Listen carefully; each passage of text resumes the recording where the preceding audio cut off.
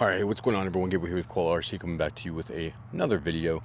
I'm out here at the usual cross spot, and I wanted to showcase a new build. In today's video, I'm gonna get straight to the point. We're gonna be taking a look at this guy right here. So this is my newest complete build. Love the way this thing turned out. This is a Jeep LJ. This is a file on Colts 3D that I paid for relatively cheap, and it's actually really nice. Comes together extremely clean. I did print this using PETG. This is the first body that I have printed with PETG as opposed to what I normally use, which is PLA. PETG, let me just tell you, if you don't know, sands extremely well. This is probably one of the smoothest finishes I've gotten on an RC body to date. This is game changing for me personally because I've been using PLA. PLA is extremely hard to sand down to a nice smooth finish, and I would recommend trying out PETG. Right, PETG just, and it's a little bit more heat resistant, a little bit more durable, so give it a try. This file does come together extremely well. It does have a full interior. I didn't put this seat in, and I'll show you why here in just a second. And it is based on the stock chassis. All right, so you see right here we still have stock chassis rails.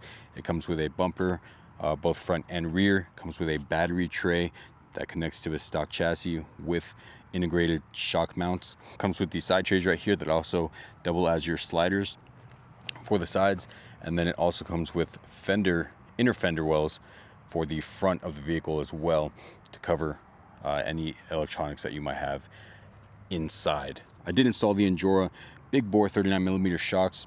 I opted to take off the springs on both the front and the rear, and then I am running the Mias Isokinetics, the V1s, on this build. Think it really stands out, really completes the look with a ramp crab servo up front.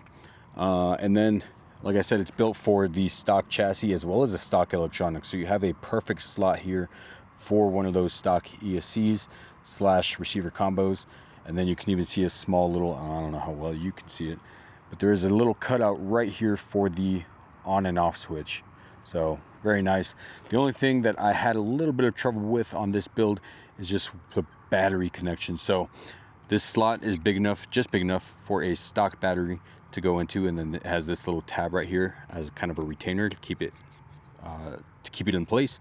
However, the stock battery wires are kind of stretched out to the limit, reaching to that battery plug on the ESC. So I had to cut out a little portion of the interior, if you could see right here, just so the battery wire can run directly through it, because without it, it was kind of pulling the ESC out of place, or the battery was kind of popping out of place, hindering the body from seating properly. All right, so just so you're tracking, if you can get an extension, that way you could just run that down the tray here like the motor wires are, and then that should connect perfectly fine. And then the connectors for the ESC come out the front. There's a little slot right here for them to run through, so I am running the servo wire up the front. I'm using the LGRP.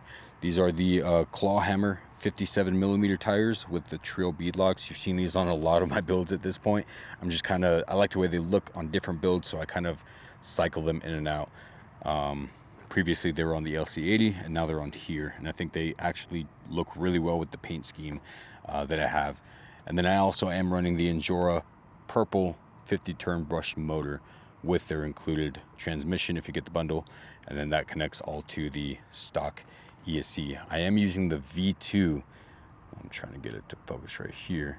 I'm using the V2 ESC as opposed to the V3, or I never had the V1 to begin with, but this is the first Scx24 that I had. This is what that came out of. I did have 2 extra magnets from my magnet mounting kit for the LC80, so those fit in here almost perfectly, and then the other magnets just connect to the top of the hood, and then they sit well. I do still have some things to finish up on it. Love the way this thing turned out.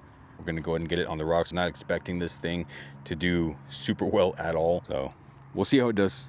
I'm super excited to get this thing running though. All right, so we're gonna try and work our way up here and then over there.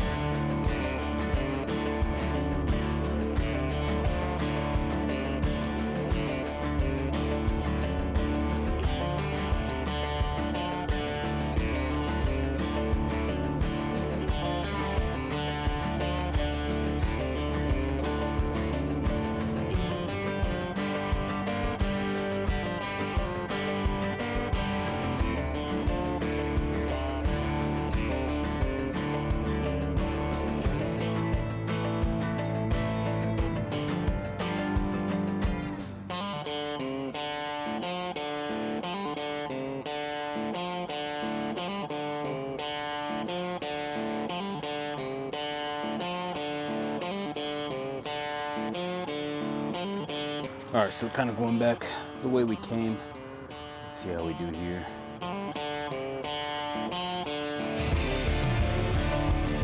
Again, this section right here, super dodgy.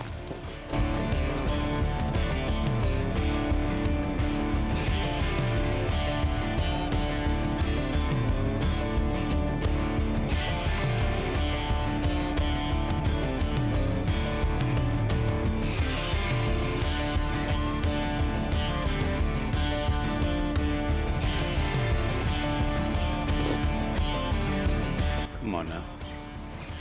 Just go over. There we go. I do want to come down. I do want to come down this way just so we can even out.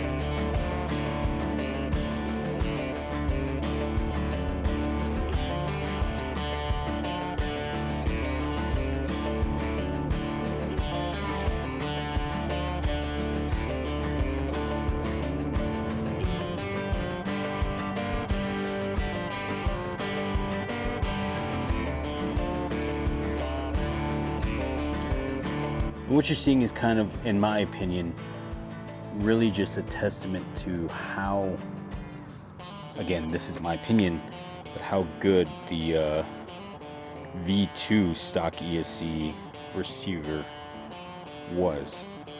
Like, this is, obviously it's not as great as a brushless motor and ESC combo, but for what it is, and then obviously paired with that Endura purple brush motor, I mean, slow crawl is pretty great. Like, yeah, you still have to, you know, bump it a couple of times to get over some of the stuff, which if you look right here,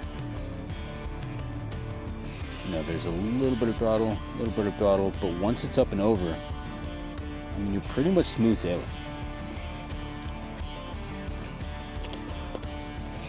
So I think, like, outside of the FMS brush motors and ESCs, this one was probably up there. Going off that first little run, I'm actually, yeah, we did topple over a pretty good amount, which, again, I knew was going to be expected.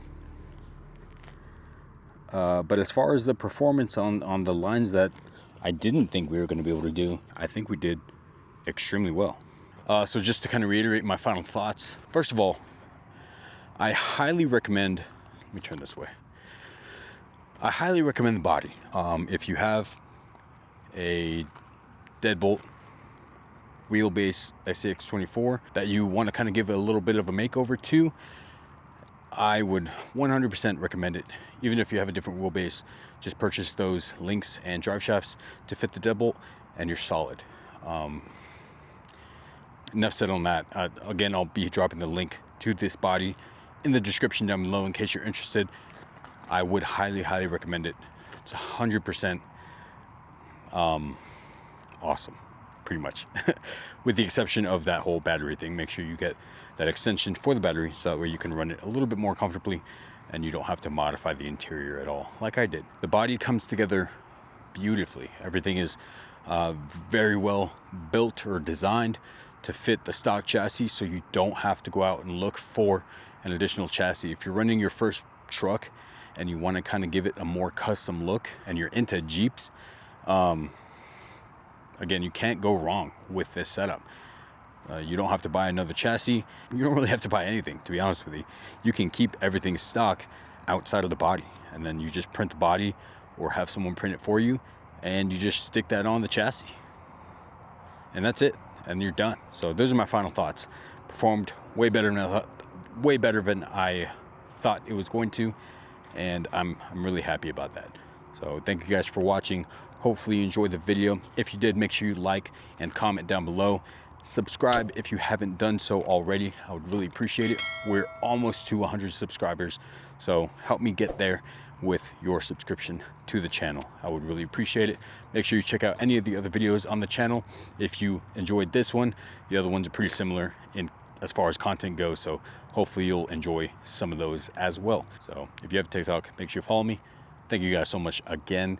I appreciate it. Hope you have a good rest of your week. Watch more of my videos. Okay, love you, bye.